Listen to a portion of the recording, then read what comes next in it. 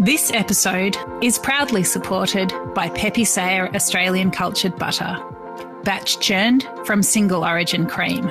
We've got a culturing process, a fermenting process, an aging process. So the butter will taste very different than, I guess, the average supermarket butter. I like to say we make butter makers butter. Like, this is the sort of butter makers would like to eat, simply because of the slow process in which we ferment and age and get the flavour into it. You know, the natural fermentation that gets all the flavours into the cream, and then once you churn it, you end up with this really rich, flavoursome butter that evolves and changes because it's a live culture that's in the butter as well. For more information, go to pepysaya.com.au. I'd like to acknowledge Australia's First Nation people as the traditional custodians of the land, and for this episode in particular, the Wiradjuri people. I pay my respects to their elders past, present and emerging. Orange is, I think, probably because of the reputation that Orange has and being a cool climate, it's attracting some incredibly good young talent into the area, and not only in wine but also in food. And yeah, it's just exciting times. This is Over a Glass. I'm Shanteh Wale. Gerald Naef is the owner, winemaker and viticulturist behind Patina Wines. His love of the vine has seen him pursue his dream across the globe. Patina is a family-owned estate and has been consistently producing world-class wines since inception. Hi Gerald, thanks for joining me. Hi Shanteh. Thank you for taking some time out of the vineyard. I know it's incredibly busy time at the moment for you in Orange. And you just jumped off the tractor, is that right? I did, yeah. Well, you were actually known amongst a lot of your peers as being somebody that's always on the go, that's always fixing something or doing something with your hands. So it's pretty amazing to get you to stop for a second and have a chat with us. Yeah, no, I enjoy working, unfortunately. Well, you do it very well. Gerald, I want to ask, do you have a first memory where you ever thought about wine, or the first moment that you ever remember kind of clocking it? Yes, I very early on. So I grew up in vineyards in California, and very early on I had this dream that I could make some wine. So as young as 10, I started smashing up grapes with the dream it would turn into wine, but it didn't until I was 16 when we made some wine in high school. And that got me all excited. So I went home, smashed up some grapes in some garbage bins, and watched it turn into wine. I kind of ushered it along, but didn't have the science. So wasn't very impressed with the way it tasted, but I was very impressed with the process. I just thought, this is fantastic. Love watching this evolution. Yeah, that's pretty amazing to have such an interest from so early on. You said, you know, from California, from the Central Valley, Lodi. What was it like growing... Lodi, sorry, my apologies. What was it like growing... What was your childhood like growing up there? Oh, it was really good. A great place to grow up. I would play amongst the vines. My first job was in vineyards. Just, I don't know. There was wineries all around us, so the smells of the winery in the autumn was always something that was very welcome, and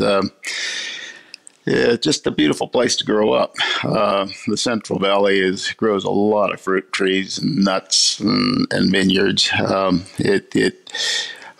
In fact, at the time that I planted my vineyard here, Gallo, who had vineyards all around where I lived, and wineries as well. But when I planted my vineyard in 1999, they were producing more wine than all of Australia. So it was a pretty big area. Oh my gosh. Yeah, it's a bit mammoth, isn't it, out there? Oh, it is. Yeah, it's crazy.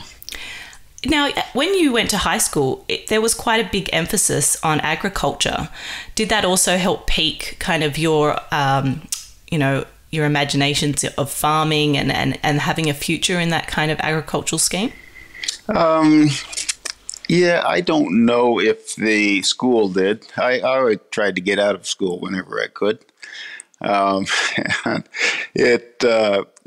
but yeah, I just loved the outdoors, and anytime I could, I was outdoors and doing things and playing, working, whatever it may be. I just loved to be outdoors.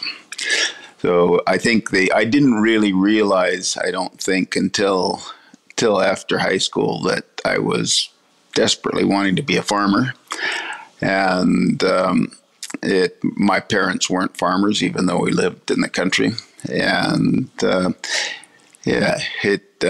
finally finagled it and managed to become a farmer. And then I tried for quite some time to for somebody to get me started in growing grapes, but couldn't find anybody. So it ended up being irrigated agriculture broadacre field crops that I started with first. And it was about 6 years that I grew irrigated crops in California, and where we were situated, and the Americans loving their big gas guzzling machines. A lot of people were moving from San Francisco and Sacramento into the area where we were farming. It's becoming more and more difficult to do the kind of farming we were doing. So, then the opportunity came up to come to Australia. And so we moved our farming operation over here. And it kind of all went from there. While I always had vineyards in the back of my mind, that wasn't what I was doing. And I was very involved in my other farming operations. And it wasn't until we moved to Orange in 1996 for our kids' high schooling that I then saw the opportunity to buy a property and plant the vineyard, and it's all kind of evolved from there. Can you tell me, what was the kind of cultural shock like when you first moved from the States to Australia? What were your first impressions of Australians? Well, we landed. We were west of Moree, so we actually bought a irrigated cattle property that we developed up into irrigated farming, and we grew cotton up there for about 20 years. And I can still remember my wife was only 22. I was 26 when we moved here, and the property we bought had this old Queenslander on it, big rambling house, and it was 41 degrees on the day that we moved to Australia, and there was no furniture, no refrigeration, no air conditioning, nothing. And I can remember just sitting down on the floor with my wife, 22 years old, and looking at her and saying, "What have we done?" But I think there was a lot of things that we were used to doing in the States that didn't happen here. But I think it was probably just where we moved to was quite a bit behind in modern facilities. And, when we'd go to town, people would ask us, "Have you got the power on, or do you have the phone on?" And then the other thing that we were used to doing in the States was, I'd do a hard day's work on the farm, pretty well exhausted and just wanting a break. And so I'd come home and I'd ask my wife if she wanted to go out for pizza or something, and we'd run into town. Well, town where we were living was 65 kilometers away in west of Moree, so that didn't happen, and that was quite a shock. But we actually, we didn't know how we'd like the remoteness, but we actually loved it, and it's got its own beauty.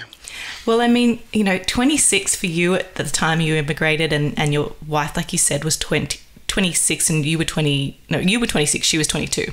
But I mean, that's a time when you're pretty adaptable in your life, isn't it? And you were able to roll with the punches a bit more, maybe not as used to kind of the creature comforts as you kind of get older and wiser.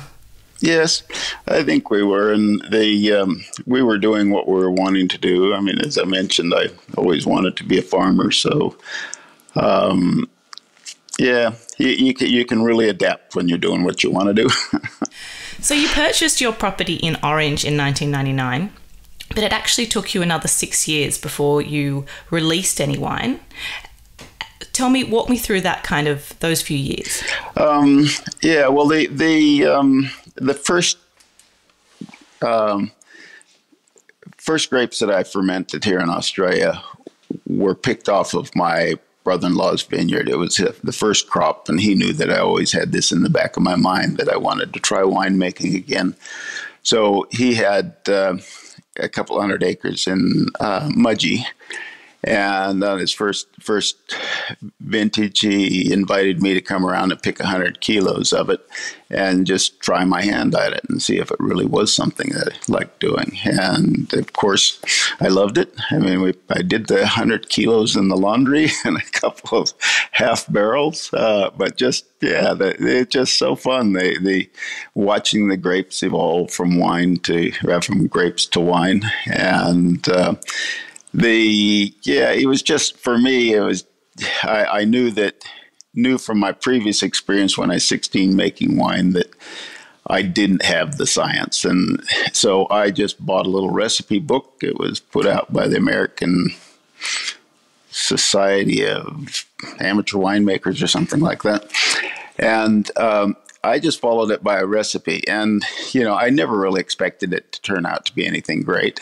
But amazingly, just a month or two ago, I made a Shiraz and a Cab Sauv, and they're really good. So, after what, nearly 25 years in bottle and just kind of forgetting them, thinking they never turn out to anything. Yeah, no, they're amazingly good. But then that confirmed to me that I wanted to be a winemaker, and this was going to be the new direction of my life. And so we bought this place a little later on. So that had been March, April when I made that wine for my brother-in-law's. And then in October, the place that Patina is situated at now in Orange, came up for sale, and so we bought it. It had a lot of things going for it: the slope of the ground for frost drainage, and the direction, the orientation, proximity to Orange, cool climate for growing the kind of grapes that I was wanting to grow.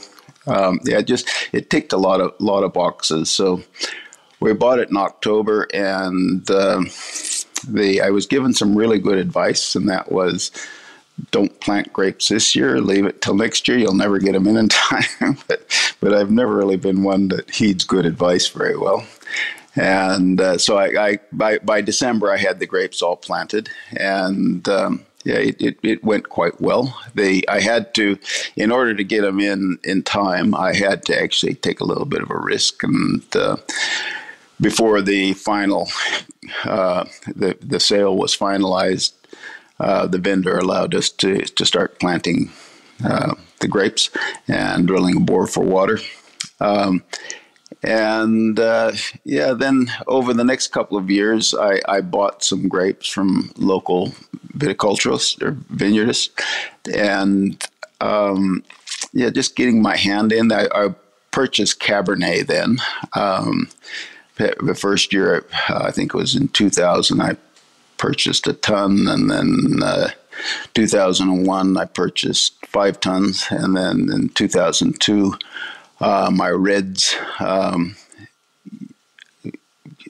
from my vineyard, I was able to harvest a crop. The Chardonnay the first crop got hit by frost, so I wasn't able to harvest Chardonnay until year 3.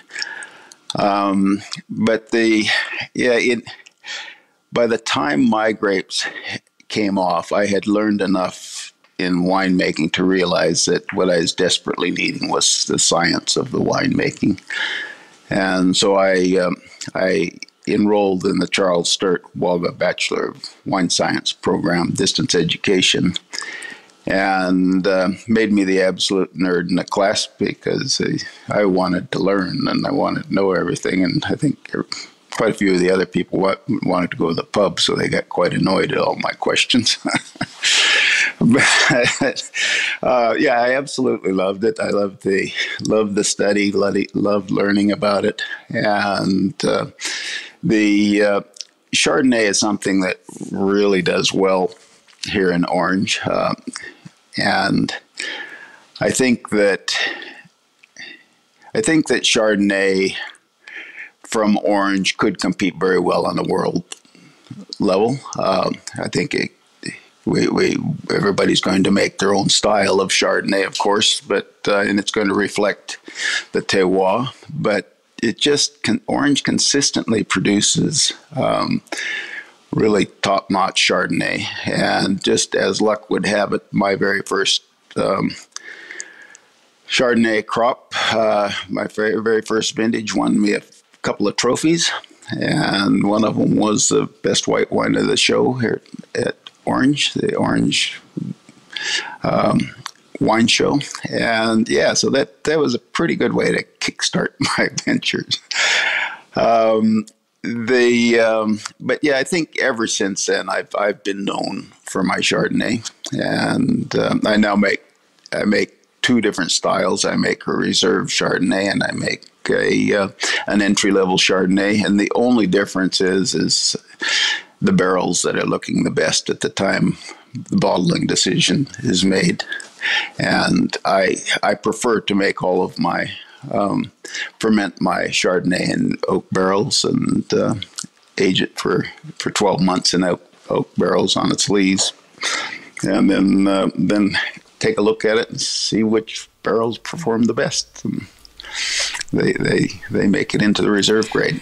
Interesting that when you bring up Chardonnay, because not only do I think it has Chardonnay from Orange can compete with some of the best Chardonnays in the world. I wholeheartedly agree with you on that. Interestingly, your Chardonnay was the first wine I ever tried out of Orange, and then your Cabernet. And I remember I was quite young, and I wasn't quite sure how I felt about Chardonnay, and I didn't get it, and I didn't understand, and so I remember trying that wine and then trying a Cabernet and really enjoying the Cabernet. And it's interesting now because, you know, I absolutely adore Chardonnay. I particularly adore your Chardonnays, and so it's kind of come full circle. But tell me, in terms of kind of Chardonnay from Orange, you know, it's such a cool climate area. It has great acidity. Do you kind of favor a little bit of mallow, full mallow? Do you think that it perhaps doesn't need it depending on where you're situated? No, I definitely favor it for cool climate Chardonnay, and so I don't use numbers to determine when my Chardonnay has gone through malolactic fermentation. I use taste. And so whilst I like I like a little bit of the character, the buttery character that can come through from Malo, I don't like anything dominating. And I guess that's one reason I feel that Chardonnay from Orange works so well, particularly the style that I make, because my Chardonnay is a bit old-fashioned, and I like the artifacts that you can introduce as a winemaker, and not just simply having it be based on fruit. And because it's a cool climate and it's a crisper, lighter style Chardonnay, it can handle these winemaking artifacts without becoming overbearing. And it's still a very fresh wine, and yeah, I think to me that's exciting because, like I say, I like playing with the wine. I like introducing these things like oak and malolactic and lees stirring, and at the end of the day, we've still got a wine that's refreshing, but it's got all the complements of these different characters.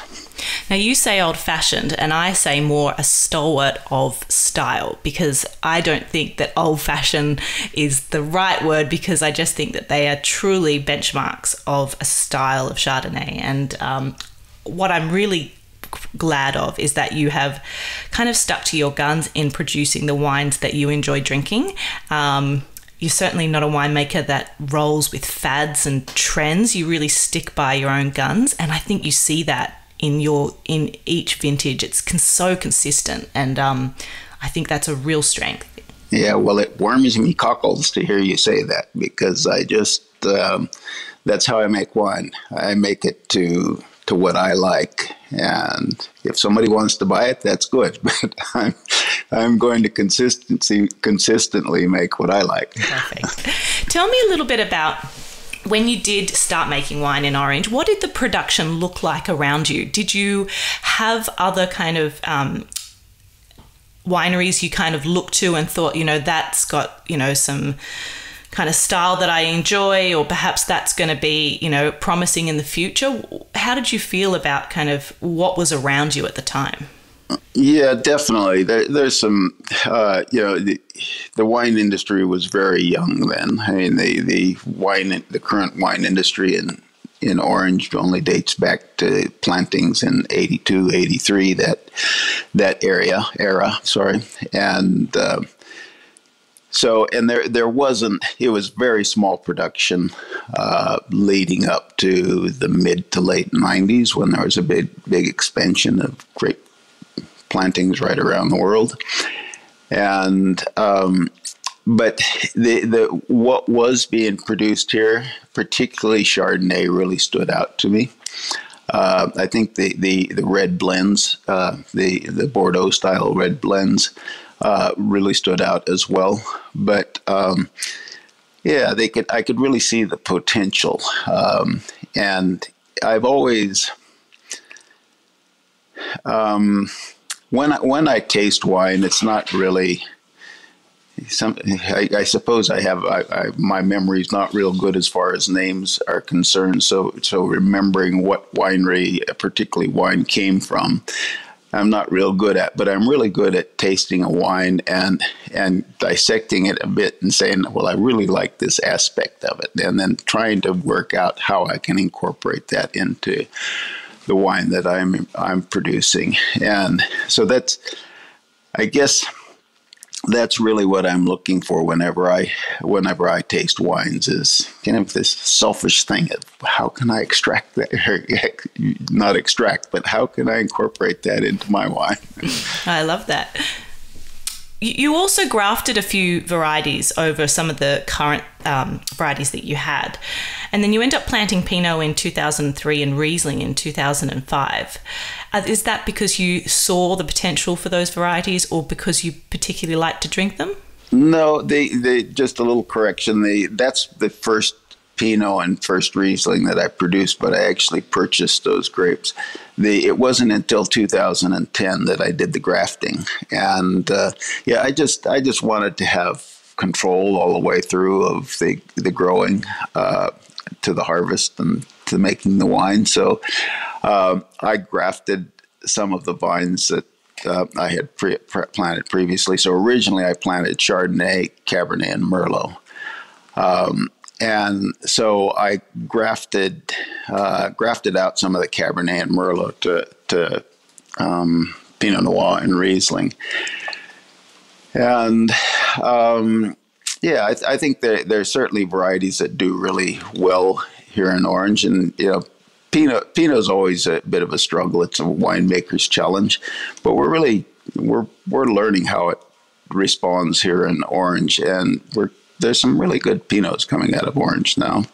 I can remember in the early days of the wine shows that we'd often get bagged out by the judges for our Pinots, but now it's a bit of a highlight in the wine shows. And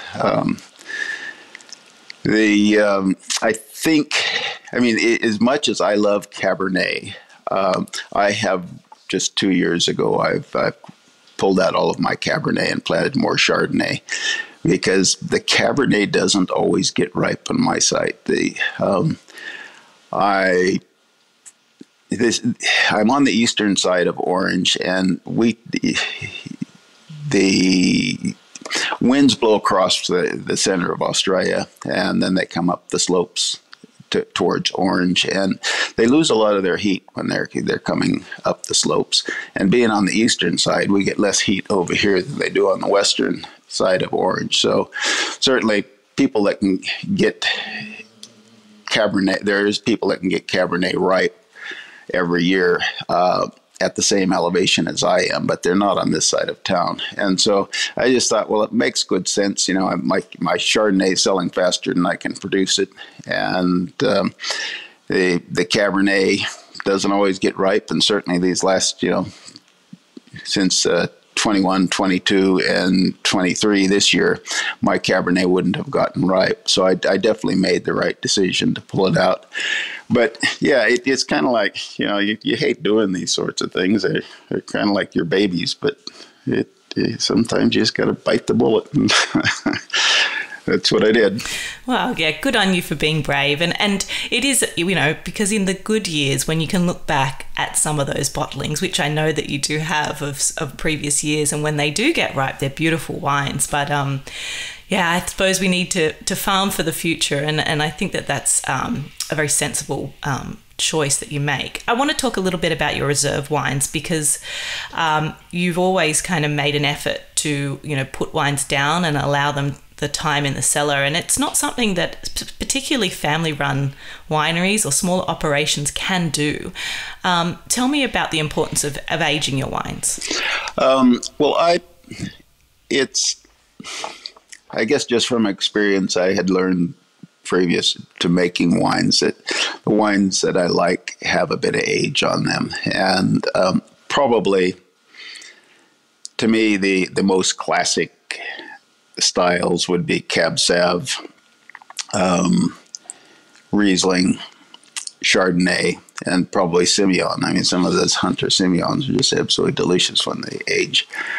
I think we're a bit too cool here to grow Semillon properly. But yeah, I don't know, because I make wine and always intended to make wine because I wanted to make wine. And I wanted to always be showing people wines that I like. And oftentimes in young wines, not always, some young wines are absolutely superb, but oftentimes I just see potential in young wines. I don't really see a wine that I particularly want to drink.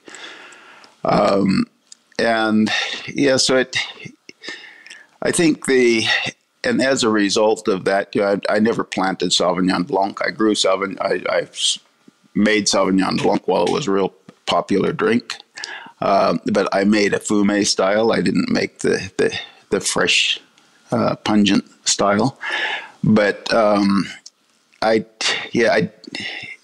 always felt like the varieties I was growing, I wanted them to be able to age really well and show off the characters that I particularly like. And as a result, I mean, I've got a 2003 Merlot, which I didn't release for, it's really probably about 15 years after I made it, because it was just the tannins were just too sharp and the acid was too sharp. And I think maybe it's a little bit of being a inexperienced winemaker at that time, and perhaps picking the grapes before I should have. But the result is it's an absolutely delicious wine now. It's almost basically it's all sold out, but I've just been selling it over the last couple of years. But yeah, I've always tried to make the wines that I think in a way that I think that they're going to look really good down the track. I think, and that foresight is not something that everybody has. And I know that I myself am very grateful that you do have that, and that we're able to see some of these beauties that have been, resting away and changing and developing in complexities and beautiful aromatics and wonderful palate length. They're wonderful wines to see. So thank you for doing that. You work a little bit with Nadia and Steve at Shanteh Wines. They're young winemakers kind of at the top of their game. How do you enjoy working with the new kids on the block? Oh, they're fantastic. Yeah, I mean, Nadia's got this just incredible palate. Just amazing. I think that's probably one thing that has always been a little bit lacking. I mean, Nadia's a national wine judge. She could easily be an international wine judge, but she just, yeah. I mean, I can taste a wine and study it and pick out things that I like and dislike, but it's just right there for her. It's just, you know, the catalog she's got in her mind and the ability to identify things immediately. It just, yeah, no, it's fantastic. And so to me, that having them now a part of my team as well is, yeah, just, I think it's just going to notch my wines up even further.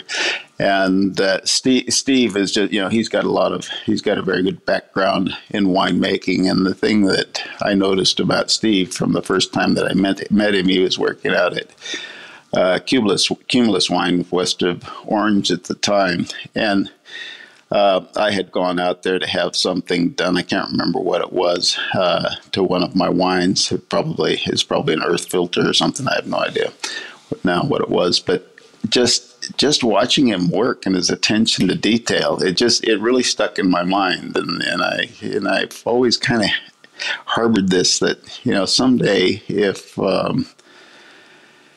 I'm ever needing some assistance and he's available, well, I'm going to give him a ring. And then I didn't actually meet Nadia until, I met her, I suppose, just through various things, great organization things that we do around Orange, but didn't really get to knowing her and understanding her palate until it was 2020 when we had the smoke-tainted wines, and we were doing some trials, and she was in the panel tasting these wines and determining how much smoke taint character there was in it. And yeah, I really gained a respect for her there. And I saw this palate that she had and how incredible it was. And so yeah, it was also, okay, well, let's keep an eye on this gal as well.